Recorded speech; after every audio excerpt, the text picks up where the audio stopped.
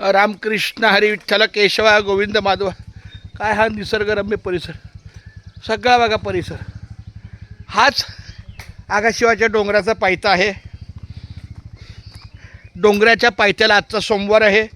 भक्तिभावानी सगळी हे भाविक मंडळी श्रद्धास्थानाने येत असतात. ही काही तरुण मंडळी आहेत. महाराज माऊली एकदा बोला, एक मिनिट पकड जरा. हां बोला. रामकृष्ण हरी. रामकृष्ण हरी. रामकृष्ण हरी. रामकृष्ण बस बस. जिथं आम्हाला तरुण मित्र भेटतात आम्हाला फार आनंद वाटतो. कारण या लाडक्या मुलांनो, तुम्ही मला आधार, नव हिंदवी युगाचे तुम्हीच शिल्पकार, पुढच्या पूर्ण भारताचे तुम्ही आधार आहात. तू काय करतो बाळा? आता दोघांची 12वी झाल्यात. आणि पुढे नियोजन काय आहे? आता कॉलेज. कुठलं साईट कुठली? आता सायन्स मध्ये. ओके. तू बाळा काय करतो? 12वी झाली, इंजिनिअरिंग करणार आता. इंजिनिअरिंगला कुठली लाईन? मेकॅनिकल. ओके. तू? 12वी झाली, इंजिनिअरिंग करणार. क्या बात आहे. म्हणजे तुम्ही माझ्या माहितीप्रमाणे सर्वांचा जन्म हा साधारण 2008 बरोबर आहे? बरं. माझी ओळख सांगतो. मी हरिभक्त परायण चंद्रकांत पांडुरंग कारंडे. मी MA BEd मुख्याध्यापक आहे मुंबईच्या शाळेत. त्यामुळे मला विद्यार्थी दिसले, मुलं दिसली की फार आनंद वाटतो.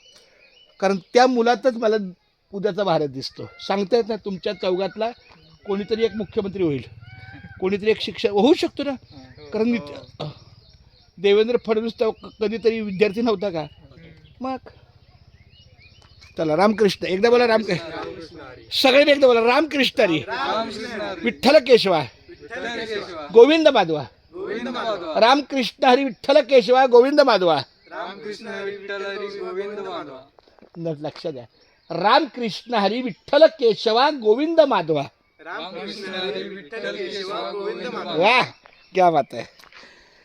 केशवा माधवा गोविंद गोपाळा जेवित कृपळा पांडुरंगा अच्युता वामना दशरथ नंदना जेवित नारायणा पांडुरंगा कृष्ण हरी विष्णू मुरली मनोहरी जेवित नारहरी पांडुरंगा ऐशी ग्लानी करता विठ्ठल पावला क्षमा. माझी वही मला पायरी दे ना.